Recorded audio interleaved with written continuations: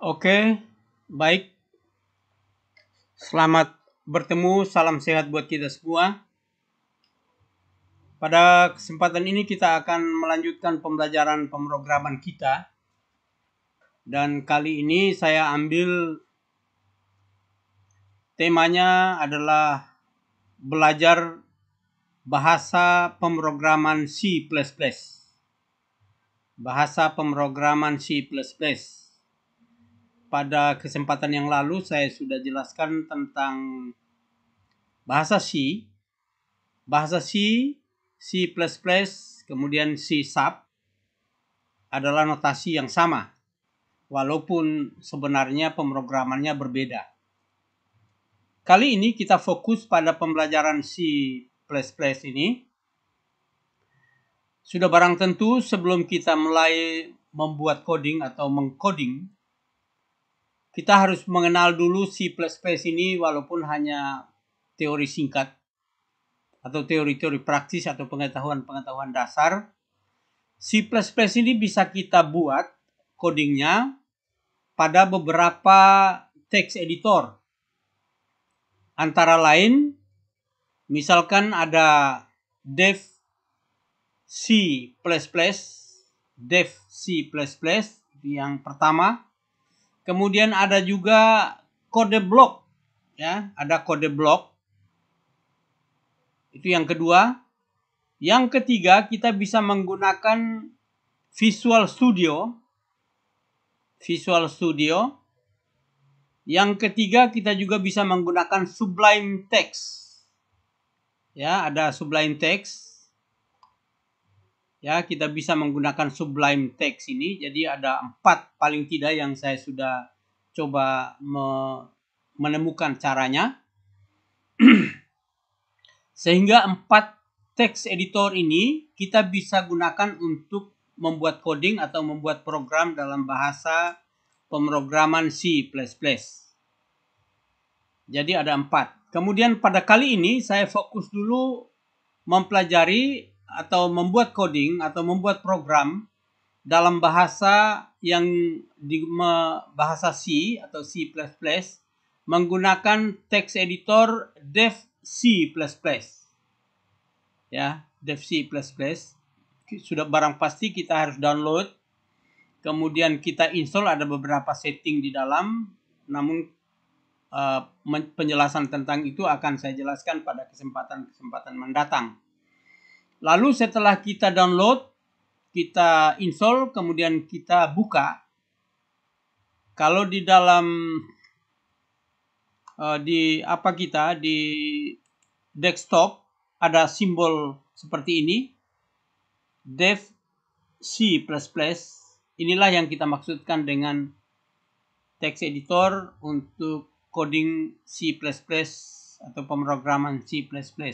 Kemudian kita buka dengan bisa, kalau di desktop kita klik double, kalau di toolbar ini kita tinggal klik sekali dan dia akan tampilkan, ya,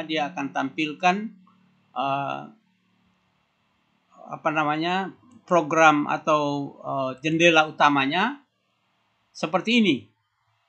Dia akan tampilkan seperti ini jendela utamanya, dev C++.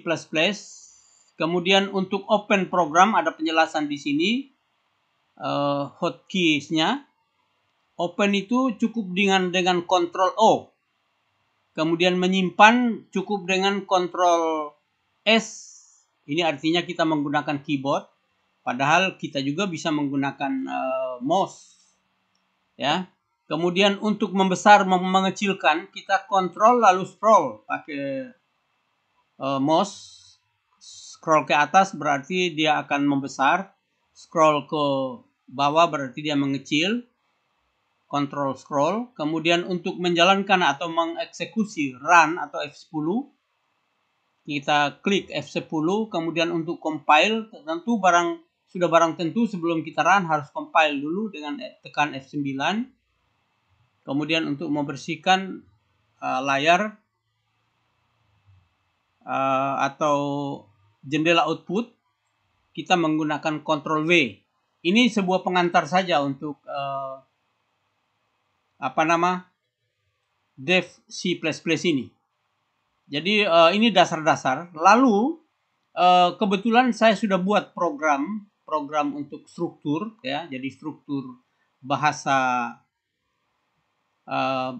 C++ dengan menggunakan editor dev ini saya sudah buat seperti ini. Ya, jadi kita ketik seperti ini, kita ketik semua seperti ini. Kenapa saya sudah siapkan memang karena saya bermasalah dengan ketik. Saya kurang lancar menguasai keyboard. Ya, sehingga saya langsung ketik kemudian nanti saya jelaskan. Ya. Nah, ini saya beri nama struktur, ya. Struktur ini saya buat, program ini saya buat untuk menjelaskan struktur bahasa C++ ini. Nah, C++ ini sebagaimana C yang saya sudah jelaskan pada kesempatan yang lalu, ini ada sebuah struktur yang sudah pasti. 3 kalimat ini wajib kita tulis, ya. Include tanda lebih kecil, IOStream tutup lebih besar atau lebih besar ditutup. Jadi tutup ini lebih kecil, lebih besar adalah menutupi IOStream. Apa artinya IOStream ini? IOStream baris pertama dan baris kedua ini, include dan using ini sebenarnya sama dengan head atau kepala daripada program kita. Artinya apa ini? Include IOStream ini sama dengan library, ya. Jadi kalau saya buat di sini misalkan komentarnya saya buat library misalnya, library ya, double R ya harusnya. Ini titik 2, ini garis miring 2 ini sama dengan komen kalau dalam bahasa basic itu rem. Ya, rem ini hanya cukup dengan titik 2 saja kalau hanya satu baris. Komennya, jadi komennya bisa garis miring 2 atau garis miring bintang kemudian ditutup dengan bintang garis miring. Nah, jadi ini artinya library, ya. Kemudian using namespace ini sama dengan buku, ya. Ibaratnya buku. Jadi sama dengan head juga tapi ibaratnya buku. Ini ibaratnya buku, ini ibaratnya perpustakaan. Lalu std ini ibaratnya judul buku atau tema. Jadi misalkan di dalam metode ini namanya metode atau metode main atau program utama, ya. Jadi misalkan int ini tidak ditemukan oleh program, dia akan cari di tema, di buku, ya, di buku dengan judul tema ini, dia akan cari apa artinya int atau untuk mengeksekusi int itu hasilnya apa, misalnya dia akan cari di sini. Lalu kalau misalkan buku ini didapat di mana? Ya, dia cari lagi di perpustakaan misalnya, cari lagi di IOStream ini. Jadi itu ibaratnya seperti itu. Jadi 3 baris pertama ini, ya, adalah pengertiannya seperti itu. Lalu ada titik koma. Titik koma ini adalah akhir dari sebuah kalimat.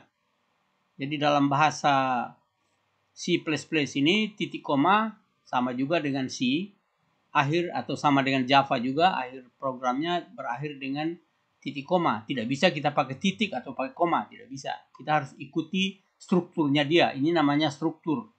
Kemudian main ini ada buka kurung. Ini juga sebenarnya sama dengan komentar, bisa jadi komentar dan sebagainya, tapi biasanya kosong. Kemudian dibuka dengan program kita akan tulis di dalam sebuah kurung, yaitu dikurung oleh kurung kurawal. Bukanya ada di sini, nanti tutupnya ada di bawah. Kalau ini hanya satu program misalnya atau satu ya subprogram. Nah, ini arti 3 baris ini adalah seperti itu. Lalu ini tadi saya sudah katakan garis miring 2 ini adalah komen saja. Komen ini di dalam program ini, di dalam main program atau metode ini ada bagian pertama disebut dengan deklarasi, ya. Ini jadi saya tulis dalam bentuk komentar. Ini deklarasi. Deklarasi itu mulai dari sini sampai di sini, ya. Jadi ada berapa baris, bisa saja hanya satu yang kita tulis, misalnya string nama saya sama dengan taf misalnya. Ya, bisa saja hanya satu ini lalu yang lain tidak ada, tapi saya tulis beberapa di sini supaya diketahui saja bahwa ada string. String ini artinya nama dalam bentuk karakter panjang atau beberapa huruf dalam satu kata, ya. Satu kata bahkan satu kalimat. Yang penting ini ditulis sama dengan, ya, sama dengan lalu ditulis dalam tanda kutip ganda. Sehingga ini nanti akan tampil nama saya Taf misalnya. Kemudian ini artinya integer, bilangan bulat, ya, bilangan bulat, misalkan 10 isinya. Jadi string ini adalah tipe data, nama saya itulah nama variabel, ya. Kemudian Taf ini adalah isi di dalam variabel ini, isinya variabel. Jadi penulisannya seperti itu. Begitupun in ini adalah tipe data integer di dalam variabel nomor, kemudian int sama dengan 10. Ya, misalnya 10 ini atau 1 atau 2 sama saja, tapi saya tulis di sini 10. Lalu diakhiri dengan tanda titik koma. Semuanya diakhiri titik koma. Kemudian ada float. Float juga tipe data, nomor ini variabel, double, ya. Float ini double. Jadi double. Misalkan ada, jadi double ini kalau in adalah bilangan bulat, kemudian double ini bilangan pecahan tapi terbatas tanda koma di belakangnya. Kemudian ada double nomor double. Jadi double ini tetap sama juga dengan tipe data, kemudian nomor ini adalah variabel, kemudian double ini adalah double, ya. Jadi tanda garis bawah ini, ya, tanda garing ini, bukan garing, garis bawah ini untuk menyatukan kata ini. Karena ditulis nama variabel itu tidak boleh ditulis dua kata atau dengan kata angka, tidak boleh, spasi tidak boleh ada di dalam, sehingga kita pakai garis bawah ini misalnya. Ini juga demikian, sama saja. Kemudian di sini juga begitu. Double ini satu kata, nomor double. Ini artinya double, ini float double. Kemudian ini double, artinya bilangan bulat ada tanda, ada koma. Komanya lebih besar daripada float double, float ini. Jadi ini double-nya. Kemudian ada tipe data karakter, variabelnya karakter. Karakter itu hanya satu huruf atau satu huruf saja. Dia terbatas karakter. Kalau string dia bisa panjang, ya, bisa panjang. Taf, SMK 2 dan seterusnya.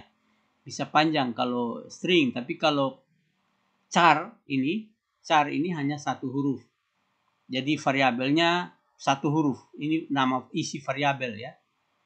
Kemudian boolean maksudnya. Bool adalah tipe data dari boolean. Dalam boolean itu hanya ada true dan false, 0 atau 1. Kalau true berarti nanti tampilnya 1, kalau false tampilnya 0. Kemudian setelah bagian deklarasi ini dari sini, dari atas baris ke-4, ke-5, ke-6, ke-7, ke-8, ke-9, ke-10 ini wilayah deklarasi, ya, atau bagian deklarasi.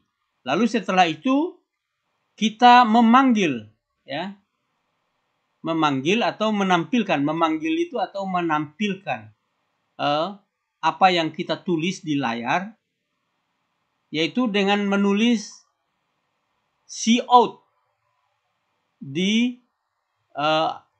disambung dengan lebih kecil 2 kali, lalu ada string nama saya, nanti akan tampil di layar nama saya, string nama saya, tapi ini ditulis dalam tanda kutip ganda, sebagaimana di basic juga seperti itu. Jadi kalau di basic ini print, tapi kalau di C++ cout nanti akan tampil. Kemudian diakhiri lagi dengan tanda kecil double, lalu nama saya akan tampil. Kalau nanti misalkan nama saya apa, dia akan tampilkan seperti itu, lalu dikurung dengan NL atau N-line, ya. N-line. Jadi tidak ada di sini, tidak ada N. Kalau dalam basic itu ada N, kalau ini langsung di masing-masing kalimat. Begitu juga ini, misalnya untuk memanggil yang kedua, ya. Ya, kita tulis cout, nomor int, dan seterusnya dan seterusnya. Jadi ini memanggil yang int ini tadi, memanggil yang ini, ya. Kemudian ini komentar, saya jadikan komentar. Sebenarnya ini juga panggilan, ya. Saya jadikan komentar karena tadi saya coba tidak jalan. Kemudian yang berikut 3, cout, tanda lebih kecil 2 kali, kemudian kurung tanda kutip double. Di dalam tanda kutip itu ada nomor double. Nomor double ini artinya sama dengan double, berarti bilangan komanya double di dalam, ya. Jadi penulisannya seperti ini. Kemudian cout karakter, ya. Jadi nanti menampilkan karakter, lalu keluar karakternya karakter A misalnya, ya. Dan ini akan ditampilkan, isi dari ini akan ditampilkan di layar, dan seterusnya boolean. Kalau di sini boolnya true, berarti nanti akan tampil 1. Penulisan penampilannya seperti ini. Jadi ini memanggil apa yang sudah ada di atas tadi, memanggil isi yang sudah ada di atas ini tadi. Nah, kalau ini kita sudah selesai, kita simpan. Ya, kita bisa simpan dengan file save as kalau belum ada namanya, atau file save juga bisa, ya, file save as atau file save juga bisa. Lalu kita beri nama dengan extension CPP atau CPP, ya. Jadi C++ artinya. Nah, nanti setelah kita simpan itu, lalu kita compile, ya, kita compile dengan simbol ini atau logo ikon ini. Kita klik ini, kemudian kita klik run, atau bisa juga kita klik ini saja, compile dan run sekaligus, atau F11 bisa juga. Nah, itu kita run. Nah, kalau program seperti ini kita sudah selesai membuat coding atau menulis programnya, kita simpan, ya. Sekali lagi kita simpan. Setelah kita simpan, kita compile. Setelah kita compile, baru kita run. Atau run dan compile sekaligus, seperti ini tadi. Run, compile, dan run sekaligus. Bisa juga seperti itu. Nah, kalau program ini akan tampil seperti apa tadi? Seperti apa yang saya bilang. Dia akan tampil yang ditulis ini, tapi ditambah dengan nama saya. Misalkan nama saya siapa. Di sini kan ada nama saya Taf. Dia akan tampil string nama saya Taf misalnya. Akan tampil di sini. Kemudian ini juga begitu. Nomor int saya ini 10. Jadi Taf 10. Kemudian float itu 10,1. Char itu A besar, ya. Ini A besar, charnya A besar. Kemudian yang ini akan tampil 1. Akan tampil seperti itu. Nah, inilah struktur daripada C++ ini yang pertama 1, 2, dan 3 ini memang ini wajib ditulis. Kalau tidak ditulis akan terjadi sesuatu atau akan tidak berjalan dan seterusnya. Begitupun kalau kita ketik salah atau sintaknya salah, juga akan tidak berjalan. Jadi sintaknya harus benar, strukturnya harus benar. Jadi strukturnya harus ikut aturannya, kemudian sintaknya juga harus ikut aturannya. Nah, sekarang setelah kita sudah simpan, kita compile dan run, kita klik ini. Kita menunggu hasilnya seperti apa. Ya. Ya, hampir. Ya, kita menunggu. Nah, ini dia hasilnya. String nama saya Taf, nomor integer saya 10, nomor double saya 10,1, karakter saya A, booleannya 1. Ini hasilnya dari program yang kita buat, yang kita coba buat tadi, saya akan beri nama struktur, dan setelah di run seperti ini hasilnya. Saya kira mungkin untuk kesempatan pertama ini, ya, kesempatan pertama ini itu dulu sebagai pengantar dari pemrograman C++. Mudah-mudahan berguna, dan ketika ada kesulitan bisa bertanya langsung lewat WA saya atau kepada ibu bapak yang punya kompetensi tentang pemrograman C++. Saya kira demikian. Selamat belajar.